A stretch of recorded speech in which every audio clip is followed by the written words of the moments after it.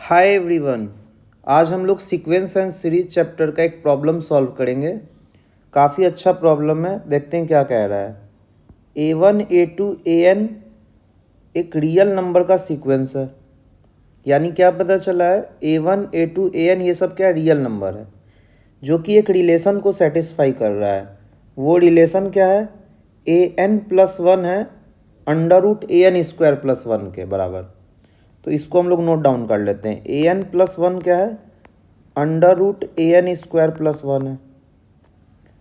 किसके लिए वैलिड है, तो कह रहा है for all n belongs to natural number. यानी ये जो एक्सप्रेशन है ये वैलिड है n belongs to natural number के लिए।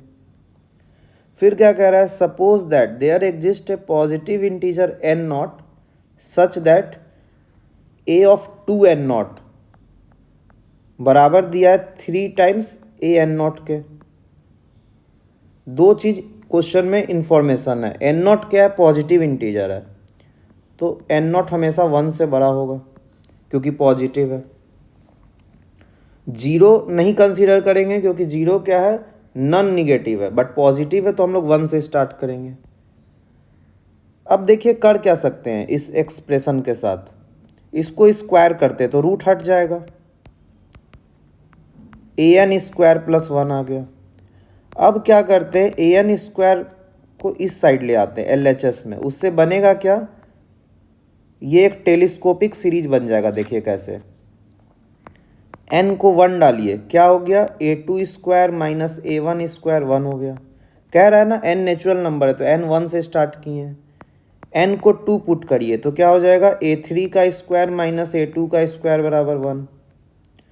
इस वाले एक्सप्रेशन में क्या करें, n के डिफरेंट वैल्यूज पुट कर रहे हैं। अब n का वैल्यू 3 डालिए, A4² - A3² 1 आ जाएगा। ऐसे ही हम लोग n बराबर n-1 तक चलते हैं।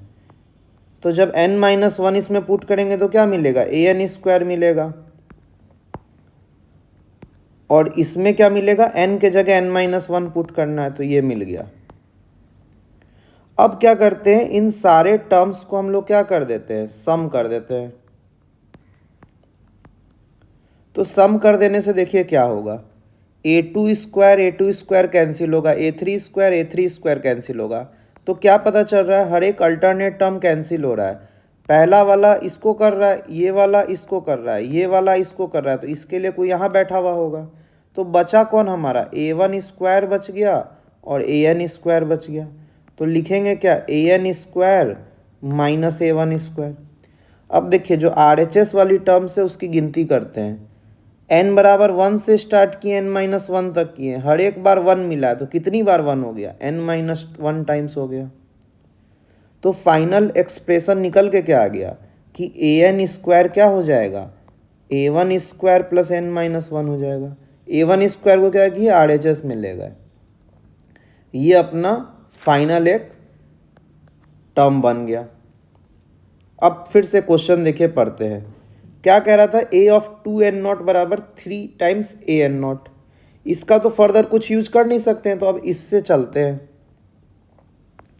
इससे देखते हैं क्या मिलता है अपने को।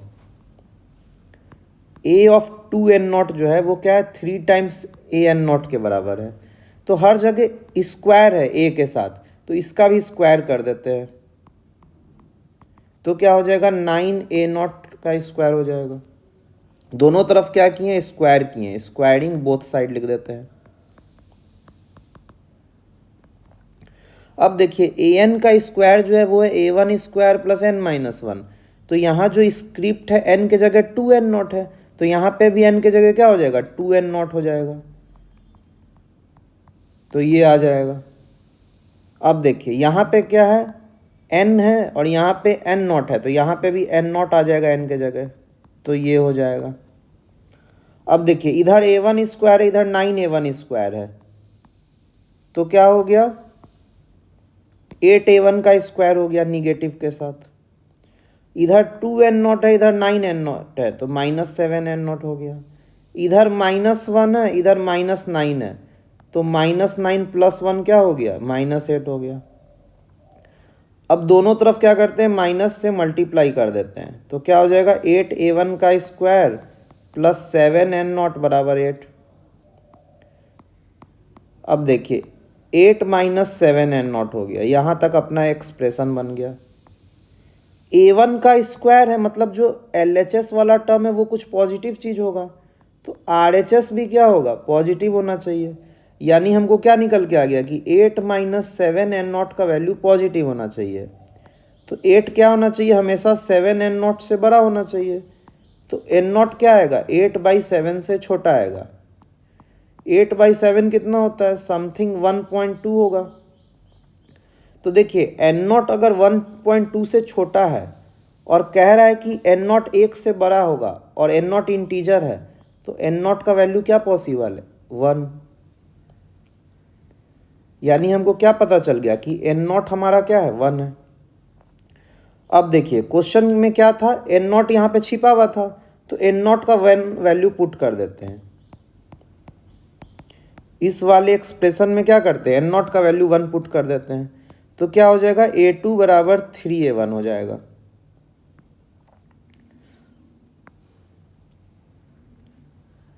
अब देखिए an स्क्वायर जो है a1 square plus n minus 1 है, तो a2 का स्क्वायर क्या होगा, 9a1 का स्क्वायर होगा।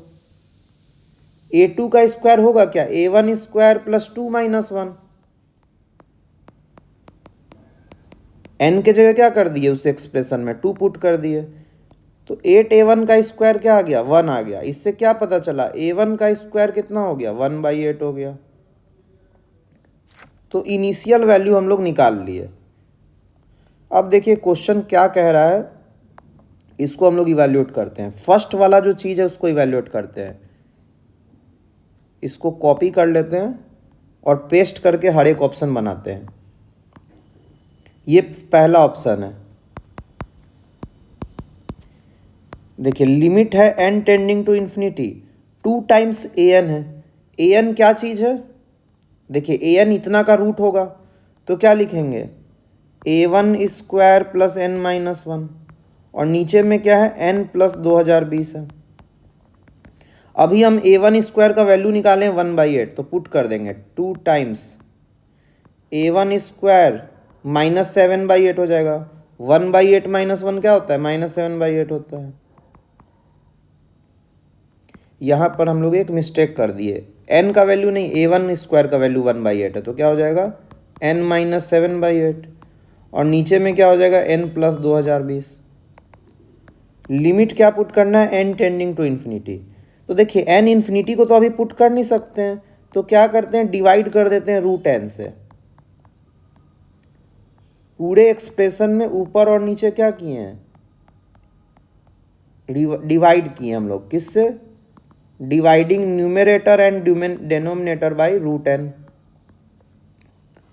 अब देखिए पुट क्या करना है, n tending to infinity, infinity मतलब कोई बहुत बड़ा नंबर 10,000, तो 7/8000 कितना हो जाएगा, अप्रॉक्स 0 हो जाएगा, तो क्या बन जाएगा, 1 माइनस 0। और यहाँ पे भी क्या हो जाएगा, n को अगर 10,000 पुट करेंगे तो 220/10,000 क्या होगा, 0 का अप्रॉक्स हो जाएगा। तो बना क्या आंसर, 1/1 1 हो गया और बच गया 2। तो ये वाला ऑप्शन करेक्ट है, यानी ऑप्शन ए क्या होगा, आंसर होगा। अब देखिए सेकंड क्वेश्चन को इसी तरीके से पेस्ट करते हैं।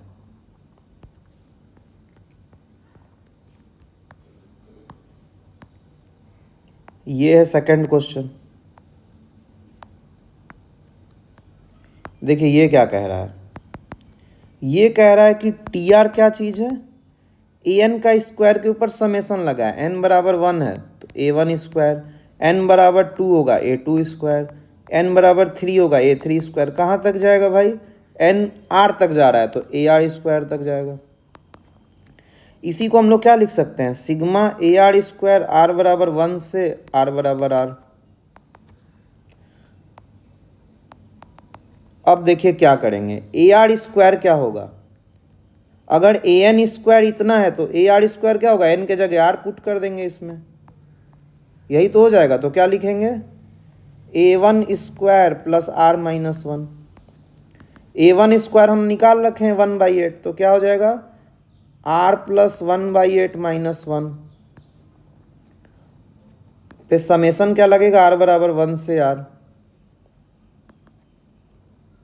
अब देखिए ये क्या हो गया, r माइनस 7/8 हो गया।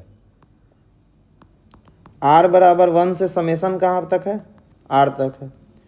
तो सिग्मा आर तो होता है आर इंटू आर प्लस 1/2, और 7/8 आर हो जाएगा ये समेसन। नीचे एलसीएम लेंगे 8, तो बचेगा क्या, ऊपर देखिए 4 बचेगा, 4r² plus 4r minus 7r। तो नेट जो हमारा एक क्वाड्रेटिक बन जाएगा आर में। यही क्या है, टी आर है। पूछा क्या है, minimum of T1 T2 T3 T R निकालना है, -1 है क्या पता करना है। तो देखिए अगर टी आर को हम लोग पुट करें 4, अगर 4r² माइनस 3r है, आर को बाहर निकाल ले तो क्या बचा, 4r माइनस 3/8 बचा। तो इसका अगर ग्राफ प्लॉट करेंगे तो देखिए एक रूट इसका टी आर 0 कब हो रहा है, आर जब 0 है और 3/4 है। तो इसका ग्राफ ऐसा बनेगा, 0 पे यहाँ और 3/4 पे यहाँ, ऐसा कुछ बनेगा। अब देखिए स्टार्ट कहाँ से करना है, T1 से स्टार्ट करना है। ये आर है, ये टी आर का ग्राफ है। तो आर बराबर 3/4 पे यहाँ है, तो आर बराबर 1 पे यहाँ कहीं होगा ग्राफ, आर बराबर 2 पे कहीं यहाँ होगा। तो हमको क्या दिख रहा है, ये हमेशा पॉजिटिव है, टी आर जो है हमेशा पॉजिटिव है। अगर आर क्या हो 1 2 ये सब, तो ये चीज़ -1 कभी हो ही नहीं सकता है। तो ये ऑप्शन क्या है, रॉन्ग है। तो ये ऑप्शन अपना रॉन्ग निकल के आ गया। अब थर्ड वाला ऑप्शन देखते हैं।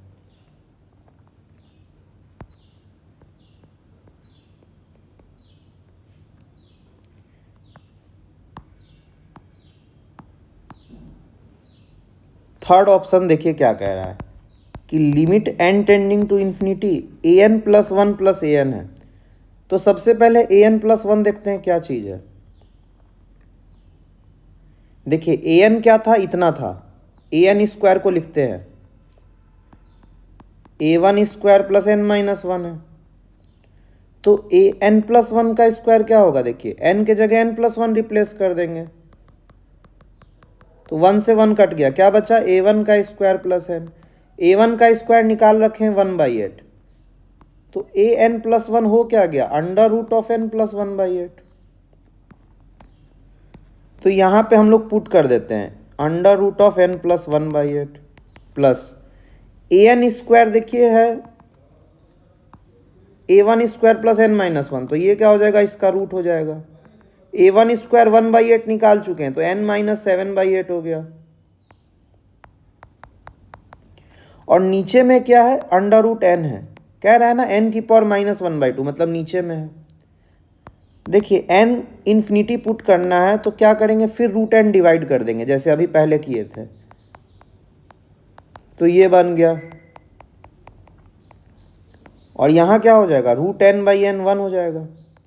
अब देखिए n को जैसे ही इन्फिनिटी पुट करेंगे ये वाला चीज़ 0 बन जाएगा, क्योंकि 1/∞ हो जाएगा। तो बचेगा क्या, √1 प्लस √1/√1, तो 2/1। इसका आंसर क्या हो गया, 2। तो ये वाला ऑप्शन क्या है अपना, करेक्ट है। तो सी ऑप्शन भी अपना करेक्ट है। अब डी ऑप्शन को इवैल्यूएट करते हैं। डी ऑप्शन को इसी तरीके से क्या करते हैं, कॉपी पेस्ट कर लेते हैं।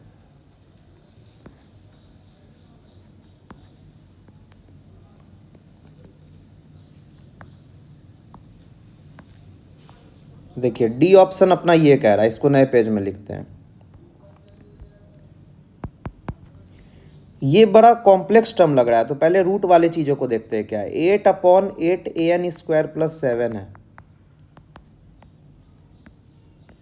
an² अभी हम निकाले थे, देखते हैं क्या निकाले थे। an² था a1² plus n-1, a1² plus n-1 plus 7 हो गया। देखिए 8a1² क्या होगा, a1² 1/8 है, तो ये हो गया। फिर क्या बना, 8 × n 8n बन गया, -8 बनेगा प्लस 7 बनेगा। 8 से 8 कट गया, 1 + 7 8 हो गया, और -8 कैंसिल हो गया, तो बचा क्या, ये √1/n हो गया। यानी हमको करना क्या है, सिग्मा लगा हुआ है अब, कहाँ से कहाँ, n बराबर 1 से 49 1/√n, इसका वैल्यू डिटरमाइन करना है। तो देखिए ये बड़ा अच्छा प्रॉब्लम है। अगर आप लोग ट्वेल्थ में रहते तो रीमान इंटीग्रल से कर लेते, जो डिफिनिट इंटीग्रल है, जो लिमिट ऑफ सम होता है,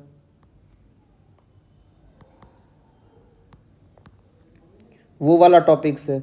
लेकिन आप लोग चूंकि वो टॉपिक पढ़े नहीं है, तो इसका कुछ 11th में एलिगेंट वे हम लोग सोचते हैं। देखिए क्या किया जा सकता है। 1/√n को क्या लिख सकते हैं हम लोग, 2/2√n लिख सकते हैं। अब ध्यान से देखिए, 2/√n है क्या, 2√n चीज √n प्लस √n है। इसके साथ देखिए क्या करते हैं हम लोग, एक इनइक्वालिटी बनाने का कोशिश करते हैं। √n जो होगा वो √n-1 से छोटा होगा और √n+1 से भी छोटा होगा। √n क्या होगा, √n-1 से बड़ा होगा और √n+1 से छोटा होगा। दोनों तरफ क्या करते हैं, √n ऐड कर देते हैं।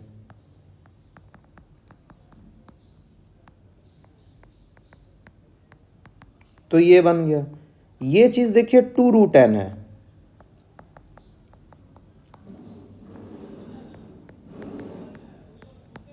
सही है यहां तक। अब देखिए करना क्या है अपने को, डिवाइड में √n है तो इसको क्या करते हैं, डिवाइड कर देते हैं। तो डिवाइड करने से इनइक्वालिटी चेंज हो जाएगा, ये वाला चीज इधर आ जाएगा और ये वाला चीज इधर आ गया। लेकिन मल्टीप्लाई करना क्या है, 2 भी मल्टीप्लाई करना है, तो ये हो जाएगा।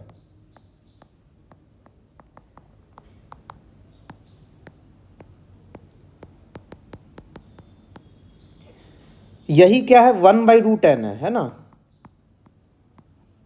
तो 1/√n के बारे में हमको क्या पता चल गया कि इससे छोटा है और इससे बड़ा है। ये अपना फाइनल एक्सप्रेशन बन गया √n का। अब देखिए करना क्या है, √n में सम लगाना है, n बराबर 1 से इन्फिनिटी। तो क्या करते हैं, देखिए n को पहले 1 एक बार पुट करते हैं। तो n को जब 1 पुट करेंगे क्या बनेगा, इसको एक बार और क्या करते हैं, रेशनलाइज कर देते हैं। देखिए इसको रेशनलाइज करने के लिए क्या करना होगा, √n-1 हो जाएगा।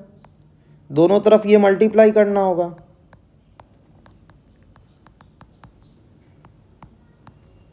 और ये हो जाएगा 1/√n, और इधर भी रेशनलाइज करेंगे।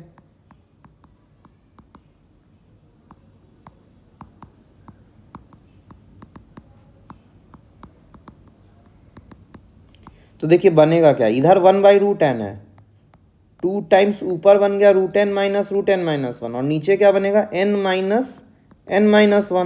तो n से n कट गया, 1 बचा। ऐसे ही यहाँ पे भी क्या होगा, डेनोमिनेटर में n बचेगा, 1 बचेगा।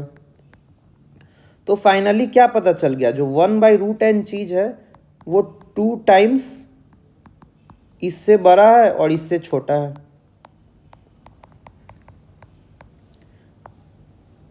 अब इसमें क्या करते हैं, n बराबर 1 पुट करते हैं। देखिए तो 1/√n 1 क्या हो गया, कुछ ऐसा आ जाएगा एक्सप्रेशन। फिर n का वैल्यू 2 पुट करते हैं तो क्या हो जाएगा, √3 माइनस √2। ये हो जाएगा √2 माइनस √1। फिर n बराबर 3 पुट करते हैं, हो जाएगा √4 माइनस √3। 1/√3 से छोटा होगा और ये आ जाएगा अपना ये वाला टर्म। ऐसे ही कहाँ तक अपने को जाना है, n बराबर 49 तक जाना है। तो n का वैल्यू 49 पुट करते हैं तो देखिए क्या बनेगा, 2 टाइम्स √50 माइनस √49, 1/√49, और इधर बन जाएगा √49 माइनस √48। जब सारे चीज को ऐड करेंगे, देखिए ये वाला टर्म्स को जब ऐड करेंगे तो क्या बन जाएगा, ये चीज हो जाएगा सिग्मा 1/√n, जहाँ पे n क्या होगा, 1 से 49 होगा। और इसको जब ऐड करेंगे तो टेलीस्कोपिक है, ये सब कटना चालू हो जाएगा। बचेगा कौन, इसका लास्ट का फर्स्ट और फर्स्ट का लास्ट। तो ये इधर ऐसा बन जाएगा और इस साइड देखिए क्या होगा, ये ऐसा कटेगा। तो फर्स्ट का लास्ट और लास्ट का फर्स्ट बचेगा, 2 टाइम्स √50 माइनस 1 हो जाएगा। √50 क्या है, देखिए √49 अगर 7 होता है तो √50 क्या होगा, कुछ 7.1 हो रहा होगा। तो इसको 7.1 लिख देते हैं।